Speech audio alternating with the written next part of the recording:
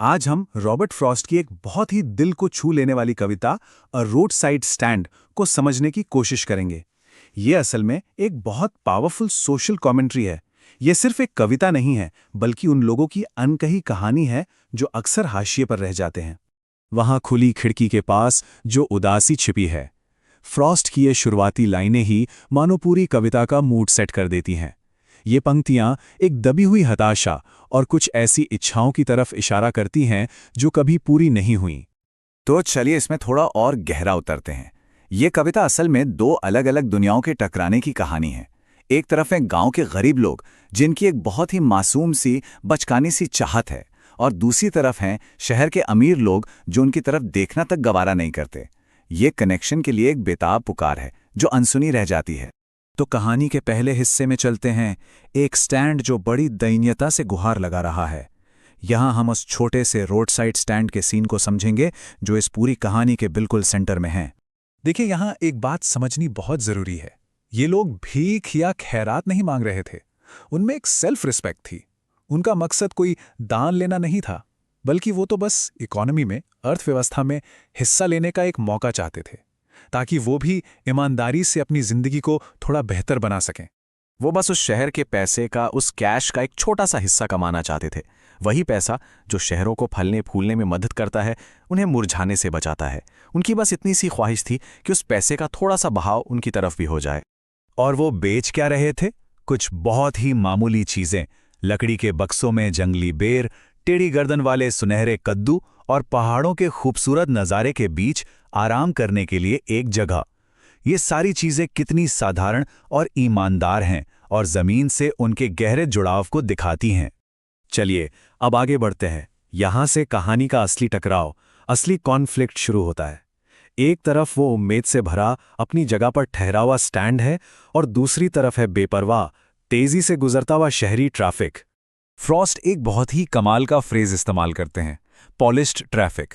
अब इसका मतलब सिर्फ चमकती हुई मेंटेन्ड गाड़ियां नहीं है, नहीं।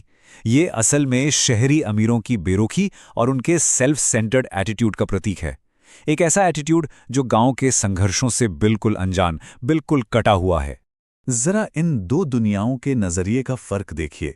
जहां स्टैंड वाले जंगली बेर और सुनहरे कद्दू जैसी चीजें ऑफर कर रहे हैं, वहीं शहर वालों को शिकायत है कि स्टैंड के भद्दे पेंट और उल्टे सीधे लिखे साइन बोर्ड्स ने पूरा लैंडस्केप, पूरा नज़ारा ही खराब कर दिया है।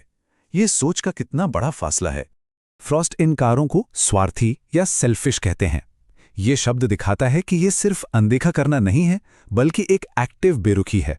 हजारों गाड़ियां वहां से गुजरती हैं, लेकिन कोई एक भी ये सोचने के लिए नहीं रुकता कि इन लोगों को किस चीज की जरूरत है।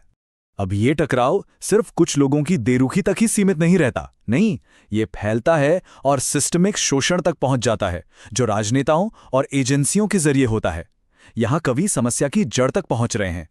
लालची भला करने वाले परोपकारी शिकारी जानवर, क्या कमाल का विरोधाभास है ना।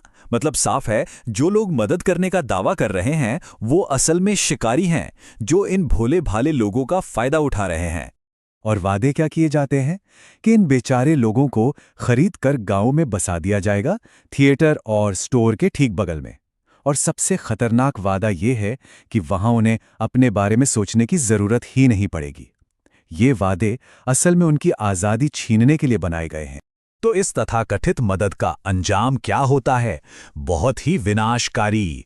इसका असली मकसद तो उन्हें बहला फुसलाकर शांत करना है, उन्हें आलसी बनाना है और रातों को चैन से सोने के उनके सदियों पुराने तरीके को तबाह कर देना है। मतलब उनकी जिंदगी की जो नेचुरल लय है उसे ही बिगाड़ देना है।